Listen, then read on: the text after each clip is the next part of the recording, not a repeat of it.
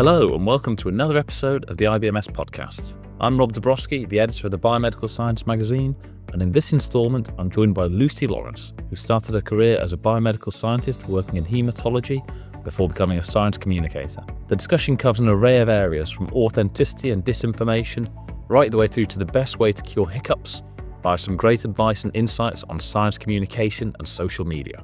I hope you enjoy the episode. Hello Lucy, thank you so much for joining us today. Thank you so much for having me. I'm very excited. Do you want to give our listeners just a quick kind of mini biography of who you are and what you do? I can indeed. So I'm Lucy Lawrence, otherwise known as Researcher Lucy. At my core, I'm basically a scientist with a bit of a mission to make the invisible visible in the world of science. I spent a lot of my career in the lab in haematology, and I did my biomedical science degree at Nottingham Trent University, and I loved it. At the time, they had just opened the new super labs there, which were incredible, and I think that really cemented my love for science as well. From there, I did a translational placement at the Christie Hospital in Manchester, which is Europe's largest cancer research hospital. That was phenomenal. And then I started out in the NHS lab at the Royal Derby Hospital, and I fell in love with it. But spoiler alert, I then kind of noticed as I progressed this kind of massive gap between the hospital and the public and the patients, and there was just a bit of this burning fire within me that said, I can see the magic that's going on here, but I just didn't feel that it was being served to the patient and the public. And I realized that kind of being a great scientist wasn't just about the work in the lab, but it was being able to explain why that matters. So that's how my journey has kind of evolved. Brilliant. Well, we'll go on to cover all stages of that, but let's just go right back to the start. And was there a moment in young Lucy's life where you became interested in science? My whole family is very sciencey. I always say that my grandfather reminds me a lot of David Attenborough, and so both of which have inspired me massively. My whole family has always been very open to conversations like, how do you feel about animal testing? Have you seen this? Have you seen this recent breakthrough on the news? So we've always had a really open and non-judgmental dialogue around different elements of science, which I think just fascinated me. When I was young, I was constantly in the garden with my dad, just kind of like figuring out why there were worms there. What are the worms doing? So from all stages of science, I've always been interested. Did your parents have scientific careers or just kind of scientific outlooks? Just scientific outlooks. My dad's an engineer. My mum actually works within the NHS, but it wasn't, they weren't kind of pushing me into a certain direction. It was just a bit of a passion that I have always had within me, and the conversations were always floating around, so it became an interest, I guess. Oh, nice. And what took you specifically down the biomedical science route? This is very strange. I thought that you might ask me this question, and I remember there was a TV program, and I definitely should have looked this up before I started speaking about this, but I'm sure it was called something like The Magic School Bus. Something very random in the 90s. And there was this one episode of these people within this, it was obviously a cartoon, and they went on the journey within the human body. And I just remember sitting there thinking, this is so cool. This is happening inside of me, but it's also happening within everyone else. And it was just a moment of, wow, I really want to know more about this. Yeah. Oh, nice. That sounds like that. Did you ever see that film where some people get shrunk into a tiny little space and injected into and go inside? All of that stuff is so cool. Nice. And then you were at Nottingham Trent University. Yes. Was that the city campus, the Clifton campus? I was at Clifton campus, yes. So after you'd finished studying at Nottingham Trent University, what was the process about getting a job? How did that all happen, Lisa? Yeah, so I actually was extremely lucky how this played out. I managed to get my degree, which I was incredibly happy with. I got a 2-1 and I got a first in my project, which I couldn't have been happier with. And I went to the Royal Derby Hospital and I handed in my CV. And from there, that's when I got my Band 5 job. Well, I didn't go in as a Band 5, but you go in and then you go through the process. And I moved over to Derby. I lived in the nurses' accommodation there, which was a real experience. And it meant that I was really kind of integrated within the hospital and the life of, a biomedical scientist there. And I loved it. And it was an incredibly formative part of my scientific journey, I think.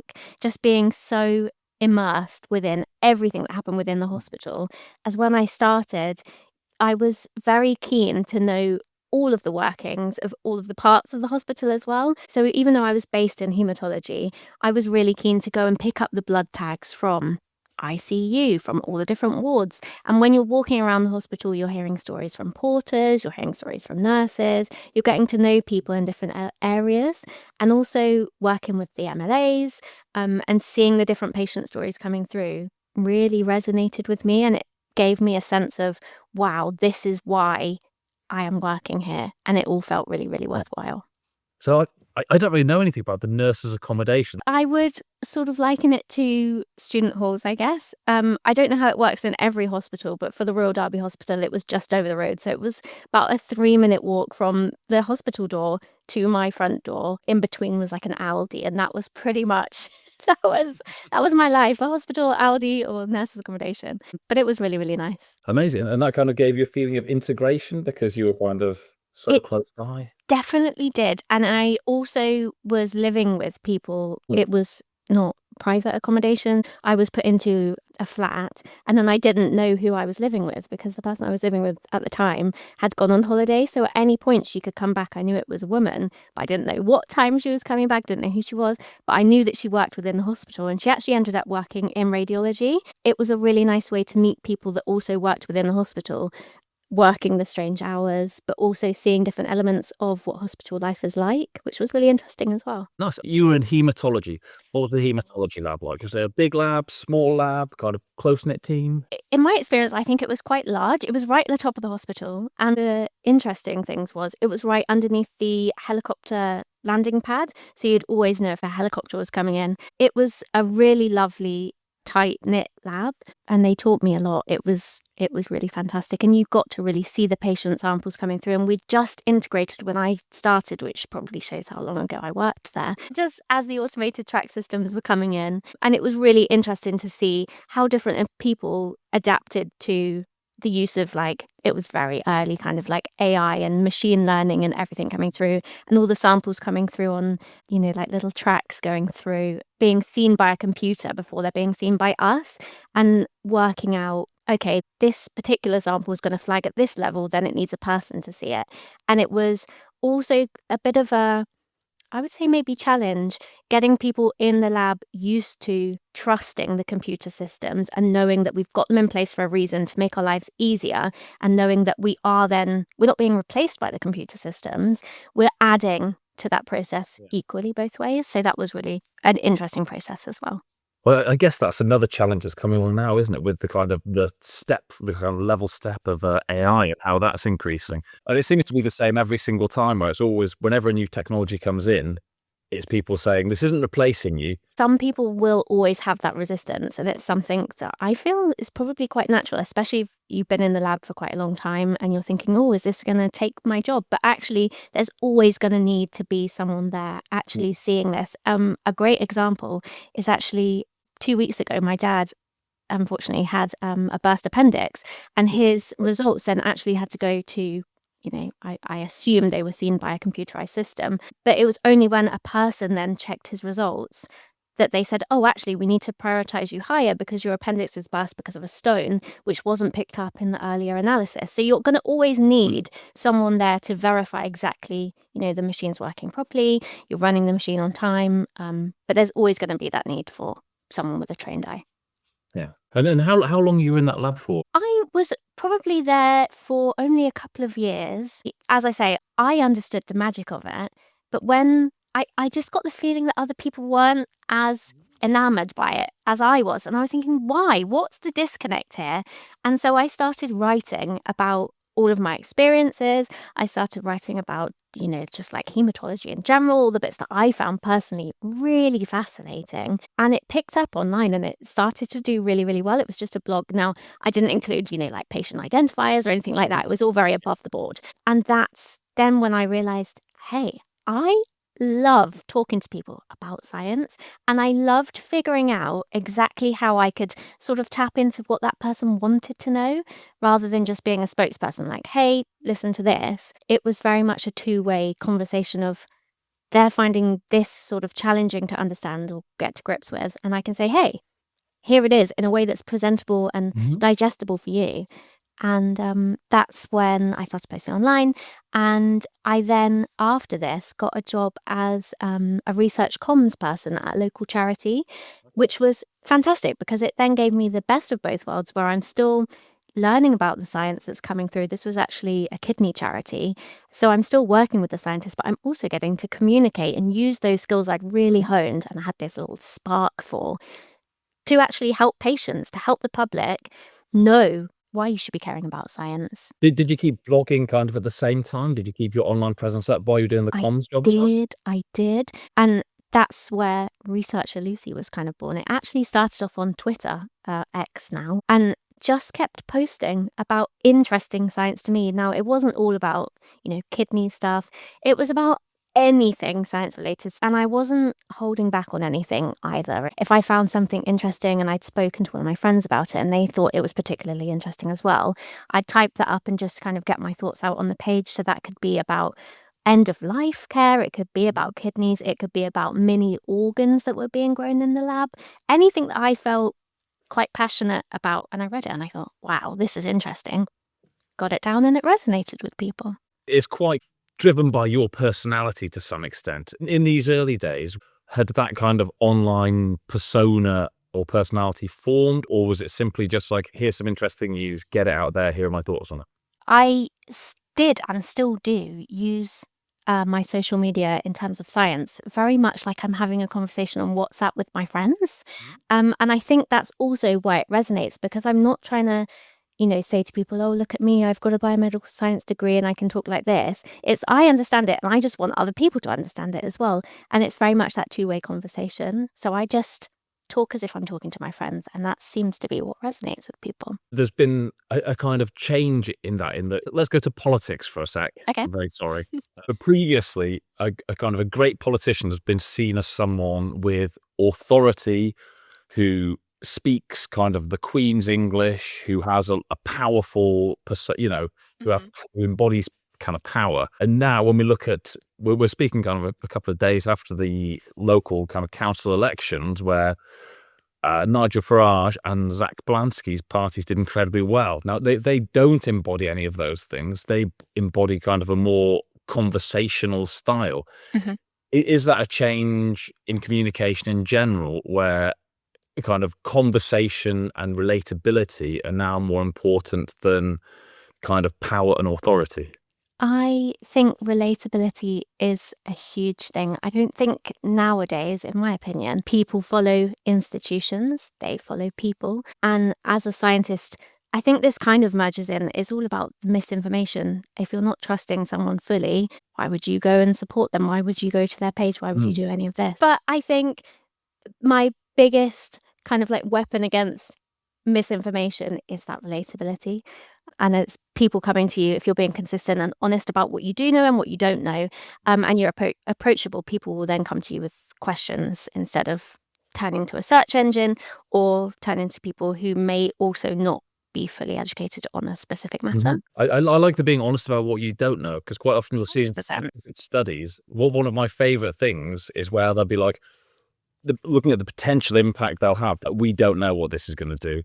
In what way and why is it important to admit that you kind of don't know something or aren't sure what the implications are? I think it makes you human, because you don't want to be. I think that one of the worst things you can do is be talking down to people, and people do say fake it till you make it, but in science, it's not a possibility. You really have to know what you're talking about, but you have to put it across in a way that makes sense to other people as well. But it is important to say when you don't know things, because there's always areas for learning, and that is science in itself. I think you're not going to know everything all of the time. There's always going to be someone else that you can turn to who can help you learn more about things. And that's what I hope I do with a lot of my work in general as well.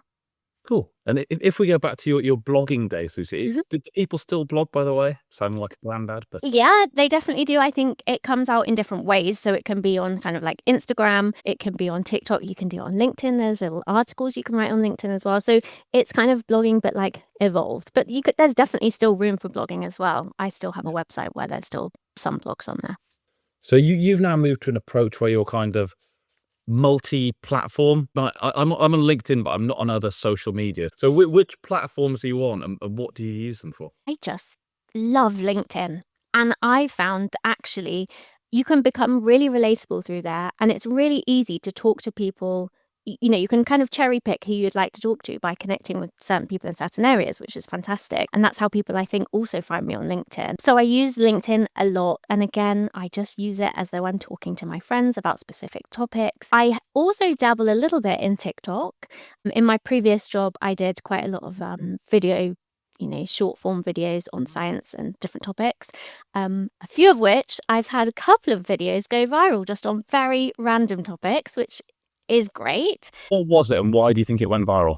So a lot of my videos are just really random science things that I find really interesting. So one of them was how to cure hiccups, which, by the way, is very useful in all situations. And I found some of my friends, if they're like, oh, I've got hiccups, I went to your video on TikTok and I just went back through the steps that you said and it worked, which was really great. I then also had, I can't believe I'm going to tell you this. There was also a video about why is your poo green? That still performs to this day.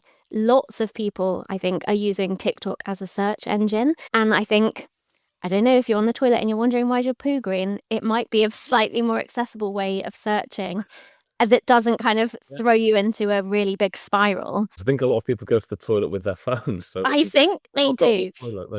They definitely do. And actually, I did a video on that not too long ago saying that your phone is actually dirtier than your toilet seat. So just a nice reminder for you to cleanse your phone with a anti-bac wipe after this. With the hiccuping, Yeah. because it drives my family insane where whenever I've got hiccups, I'll breathe in as deeply as I can and then kind of just tense up. I think it works, but it might be a placebo thing. It definitely could be. I found, actually, I did this recently at my friend's hen do where one of our friends was just hiccuping and she could not stop.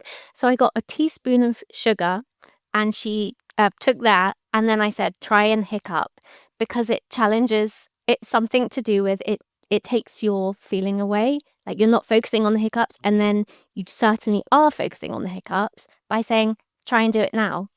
She couldn't. Yeah. So it's worked every time I've tried it. That might be a top tip, or it might be a little bit crazy. So do you find different kind of platforms work better with different types of content, or do you get the same content and adapt it for different platforms? I am typically using pretty similar content across all of the platforms I'm working with. Now, that works for me, but I know that that doesn't actually always work for everyone. Or, if you're working with a different institute, if I'm posting from my works account, then that's a completely different ballgame. But for me, because it's more kind of, I guess, coming from my own personality, I'm posting pretty similar across all of the different platforms. From having a look at some of your social media, I can see we're chatting at the moment on a video link, and I can see you've got kind of a white spotted background. I do. And in all your videos, there seems to be a pink theme. There is a pink theme. Yes. Talk us through that, because I assumed you had pink spotted wallpaper, but I can see now you don't. No. Yeah. No. I've got great lighting. I've got a ring light in front of me. I also then have a different light that comes down and it projects the pink up. Now, there is a bit of a story behind why everything within my kind of social media persona is pink. And that's because when I first started out in science, I was told that you can't really be very girly, you can't like pink. And I actually went into a session and I said, how do I get people to take me more seriously within science? And they said, well, you've got to lower the tone of your voice. You can't wear this, you can't do that. I thought, this is very strange advice because I was maybe 19 at the time. And something within me, it just didn't sit right. And I thought, I don't know if I should be taking this advice. Do you know what I'm going to do? I'm just going to be authentically me. I'm going to try it. I haven't seen anyone else do it. I'm sure there were people out there doing it at the time. But I love pink and it's unapologetically something that I now run with as a theme for everything I do in science, with a nice rooted background in kind of be yourself online. And that's what resonates with people. So for people who might like to do similar videos, but they're living in kind of, a shared house or something, they haven't got a lot of space, haven't got a beautiful space, are there any kind of simple things they can do is it all about lighting, plain backgrounds, put a bit of colour on that? What should people do, Lucy? I've seen a lot of really great like scientists just starting out online. You don't need anything fancy at all. If you've got a phone that's got a camera on it, you're already winning. You don't need these fancy microphones. They always help. And as you progress, if you really are into this kind of thing, then you can always add them on. You don't need fancy lighting. Just sit in front of your window, sit outside in the garden. Just make sure nothing in your background is too distracting. You don't have swear words in the background or anything crazy distracting. But if you've got your phone and you've got your voice, keep going for it. That is my advice. Brilliant. Well, when you were talking about kind of your image a minute ago and how you wanted to make it quite girly, just as a quick aside, do you know about the BBC Bob? No. This is women on the BBC. It's not a rule because I think that would be against the law, but there's encouragement to go to the BBC, because apparently long hair has traditionally been seen as distracting. So I don't know whether this is still in place or whether it's a myth. There was a thing about women having straight, short hair or ponytails so you couldn't see their hair because it was distracting. See, there's all these kind of different things. And I think actually what I lead with on my platforms is the science. So, I've got the elements of pink, which make me, when people come to my page, they think, okay, this is Lucy's content, but they're not being distracted by my hair or what I'm wearing. And that if they were, they weren't the right people for my content in the first place. And language-wise, obviously, some scientific language is incredibly complicated. You might be talking about multi-center randomized control trials. Do you kind of avoid that language and turn that into everyday language, or do you incorporate scientific language? And also, I'm assuming your stuff isn't completely scripted because you don't mind saying like and kind of having a more conversational tone. How do you decide on the words you're going to say and how you're going to say them? I think that's a really interesting question. I do a lot of research before I put out anything online because I like to make sure that it's rooted in the science. But you don't necessarily want to be waiting for the public to read a scientific journal. I don't think that's always necessarily, it's not where they're going to. So they're going to places like Instagram, they're going to TikTok. They're looking for people that look like the content they're already consuming, which is kind of humanized content. And then you're putting it out in a similar vein as to what they're expecting. Now, in terms of like the words that I'm using, I think the power of analogy, absolutely huge for something like science. For example, when you're talking about platelets, you don't just want to be talking about platelets. You could say this is the body's emergency repair crew, or instead of like antibody responses, you could talk about the body's memory bank. I think it's just the glue that really helps science stick within people's minds if you can humanize it for them. And I also think as well, if I couldn't talk to my nan about it, if I couldn't tell my mum about it, if I couldn't tell someone on the bus about it, I'm not doing my job properly, in my opinion. I want it to be relatable to everyone. Now, even if a top professor is coming in, looking at my posts, I'm hoping that also they will be able to gain some knowledge from that or some information. But I want to present it in a way that, it might be a top professor, but it might not be in this specific area. They might be in haematology, and I'm talking about end of life care, something completely different. So everyone has different levels, and I want to be able to be relatable across all of them. How do you pick the content? Because, there's a lot going on in science all the time, but kind of thousands of press releases coming out every single day, loads of advances. How do you decide what you're going to cover? I actually look at mainstream outlets like the BBC. I have a lot of great friends that are also interested slightly in science, and I'll be like, have you seen this? The hantavirus? A lot of that happening at the moment. So a lot of my friends will come to me for that and say, I don't really understand. Can you just tell me this in a way that's going to make sense to me? So it's a lot of looking online. It's a lot of chronically being online, seeing what media outlets are putting out and seeing if I can put it in a way that's a little bit more accessible for people. So I know they're probably going to be reading the BBC, my kind of audience, but let's try and get it in a way that's a little bit more relatable for them and try and give them something a little bit extra.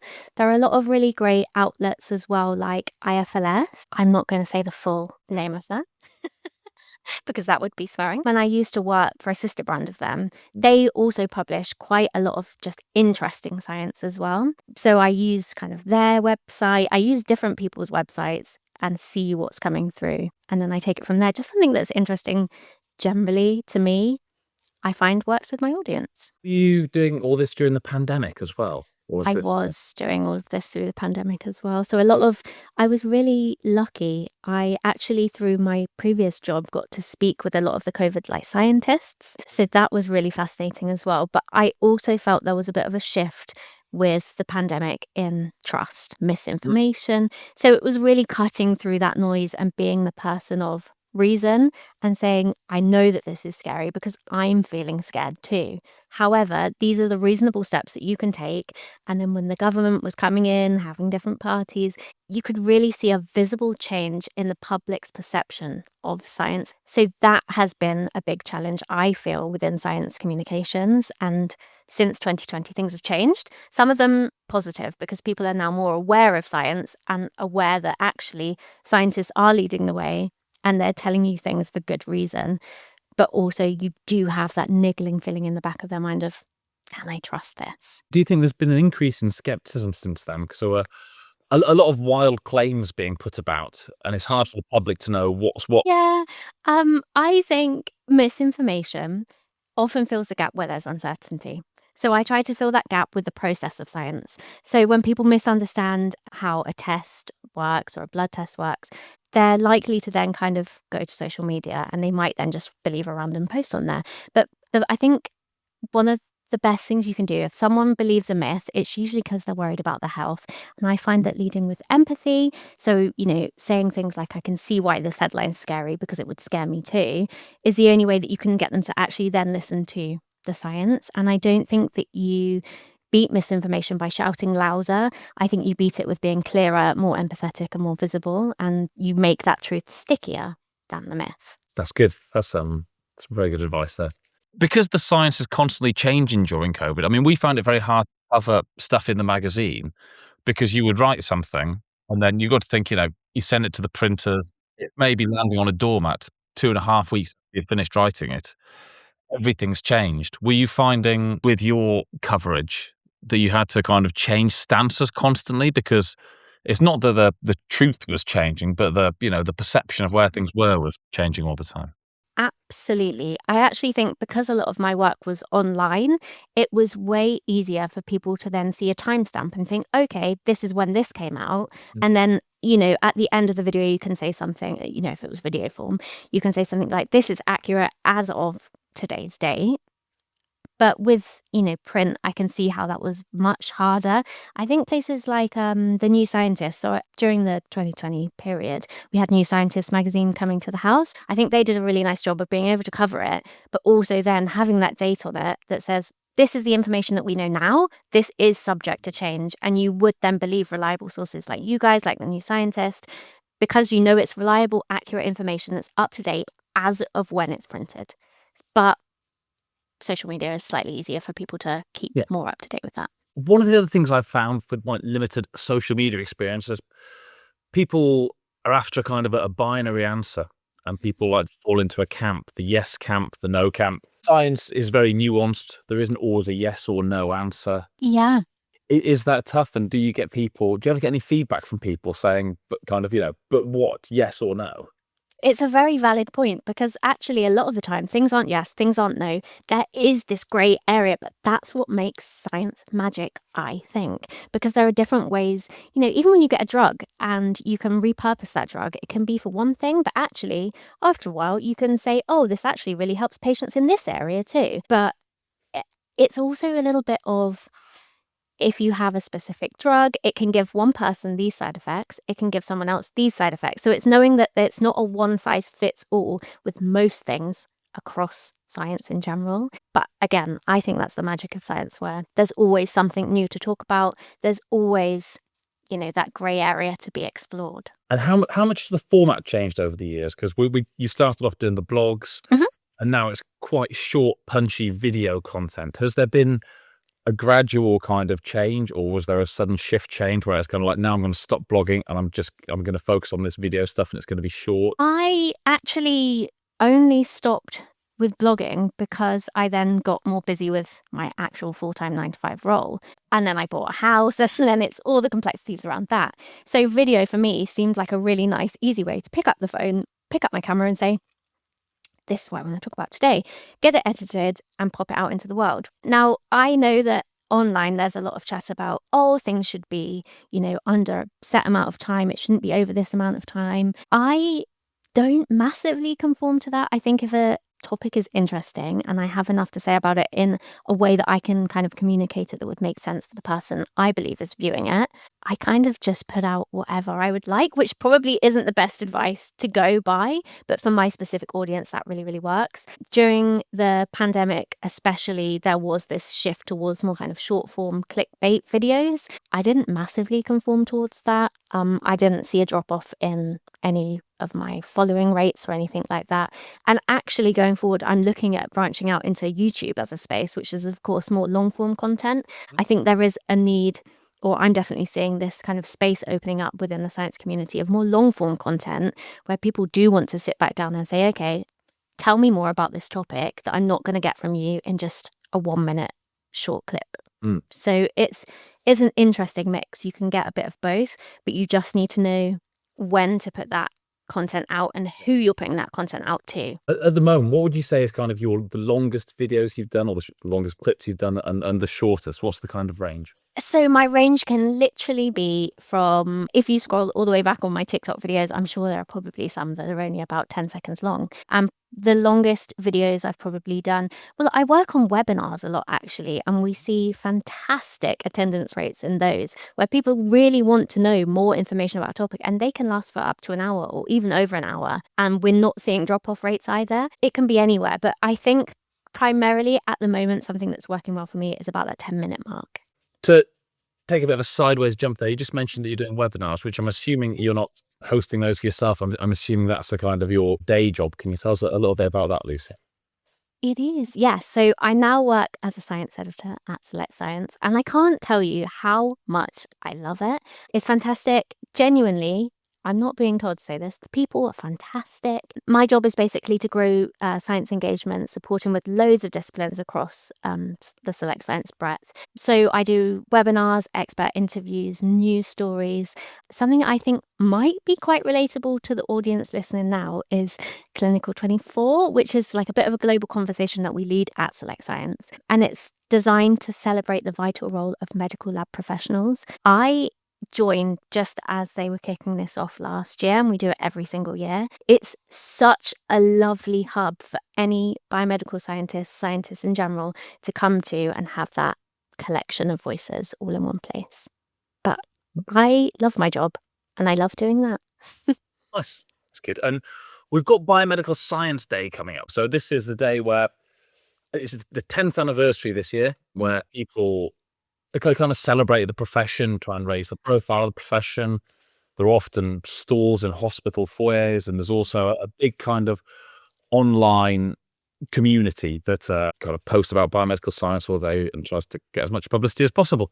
If someone's not used social media before and they're thinking, I'd like to get involved in this, I don't know what to do, they're probably at the older end of things. So I imagine most younger people have got some grasp on social media. But what's a kind of good starting point for these things? Should people create a Twitter account, a Facebook account? Is there a natural starting point to getting into social media if you want to? I think never underestimate the power of word of mouth as well. If you're not, super up to date with all of the latest social media bits and bobs, word of mouth is sometimes just as important, because it's that kind of peer to peer. You're thinking, actually, I'm going to really trust what this person says because I work with them or because I'm in the lab with them. So I think that's, never underestimate that element of it as well. I think if you have got a LinkedIn, like I say, I love LinkedIn. I can't promote that enough. That's a really nice area to connect with other professionals, not particularly just in your lab, although they're probably the people that you'd reach out to first and connect with, but also across the world. I've got a global audience on LinkedIn. So you'll see a lot of chat across LinkedIn. That's a nice, easy access point for you because people will be expecting you to talk about your profession on LinkedIn. If you want to branch out a little bit further and you feel confident in doing so, you can also just pop things on Instagram. More so that could be for like your friends might follow you on there as well. So you could talk a bit more casually on there. But any platform that you want to talk about biomedical science on is going to be beneficial, whether that's word of mouth, whether that's LinkedIn, Instagram, TikTok, whichever it is. All of it makes a difference.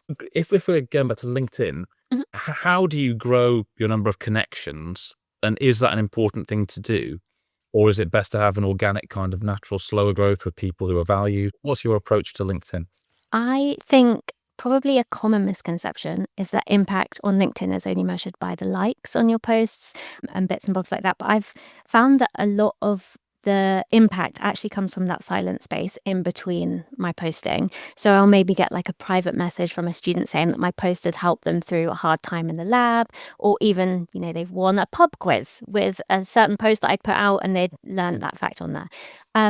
I've also had messages from senior managers saying that they'd shared my work in sort of team meetings. So when I click post, I'm not just looking for the number of likes that come through.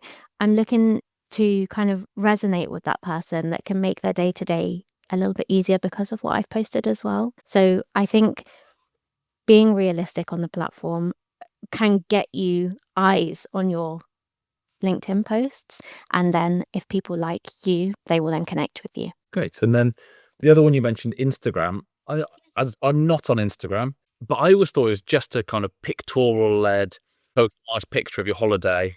I understand it's not. So can you fill me and other people who might be as naive as me? I'm not sure if they are. Yeah, of course. Any platform is kind of what you design it to be within constraints of, everyone's got different algorithms and stuff like that. So if you're going on the platform and you're only looking for science, only science is going to come back to you. If you're going on the platforms, you're only looking for cat videos are going to come back to you. So you can kind of design what kind of platform you want.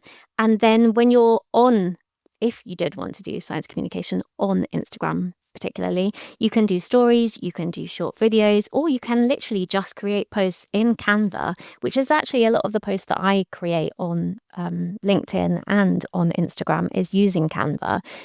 Static posts, and then some text below, just your thoughts on a specific matter, your thoughts about your current work, your thoughts about something that's happening in the world, like we mentioned previously, hantavirus.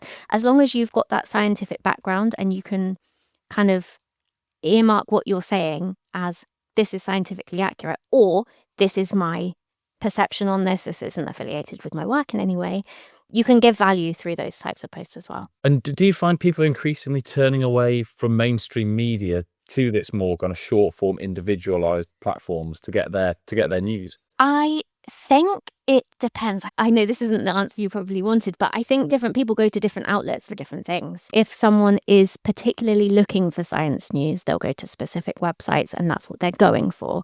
But actually on platforms like TikTok, maybe you're just scrolling and then maybe you come across my video and you think, actually, this is really interesting. Let me see what she's about.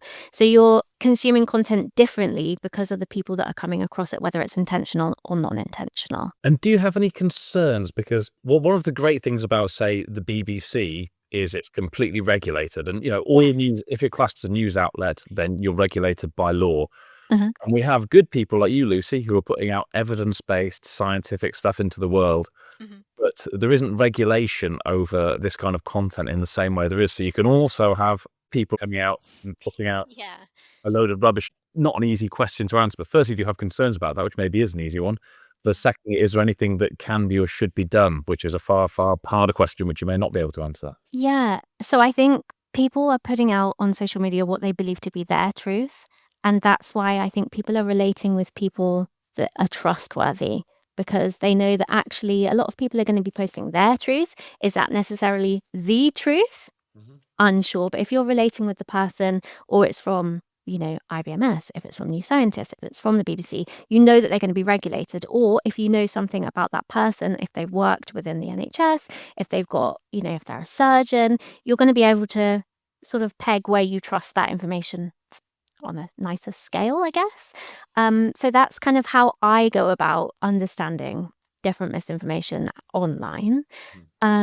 But it is concerning that, if you get a creator that believes something to be true and they're putting it out into the world and it gets millions of views, you will actually see, and this inspires a lot of hope, you'll see a lot of scientists coming back and saying to that, oh, this is actually what's happening. Not talking down to anyone, but they're just saying, actually, here's the science behind it that may have just been misinterpreted. Because like I said, people aren't going to science journals necessarily to get information, but the people that are can come through and say, oh, I understood, you've said X and Y equals Z, but actually It's slightly different, and this is why it is. So it helps people understand the reasons behind those posts, which is inspiring. Yeah. What's your favourite ever post you've done, Lucy, or your favourite ever bit of content you've created? I have created so much content also kind of on. Actually, let me take you on this. It's not something I created, but it's through something I've created. So because I post a lot about science communications online. Nature Journal wanted to interview me, and I've been included in Nature magazine, which was huge for me. I was so thrilled. And I've actually got the magazine here. I still need to frame it on the wall. But I then did a short video post about that, and I put it out on my LinkedIn saying it was just one of the most proud moments of my career so far. So stuff like that, incredible. But just different posts that I do in general, you never know what's going to get picked up. I think if I'm really passionate about something, so through family experiences, we've experienced like end of life care. And that's something that not a lot of people think about until you're in a situation that makes you think of that. So I think when I find myself in situations in my personal life and I can then speak about them on my platforms, they seem to resonate and do really well as well. So I did some about end of life care. I did some about like appendicitis because that's what my father's just had. So it's adding a personal touch to it as well. They seem to be some of my personal favorite posts that I create, and they also resonate with people as well.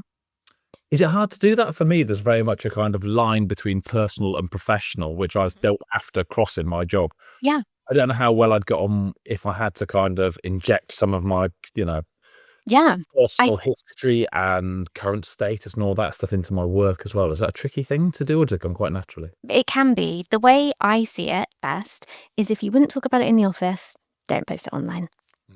So that's how I can keep the line very stable of, it's very likely, well, I definitely would, if something was happening at home that was, involved end of life care, I may then talk to people about that in the office. I wouldn't go into, great depths, but that's not what I'm doing online. I'm taking it more of a research level of this is happening within the NHS. This is how end of life care is. And then it's going down that rabbit hole, but pulling out information from it.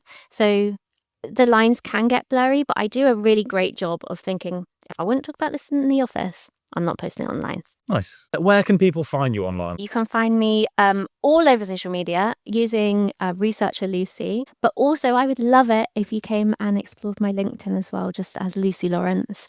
That's where I post almost daily, and I would love to connect with anyone on there.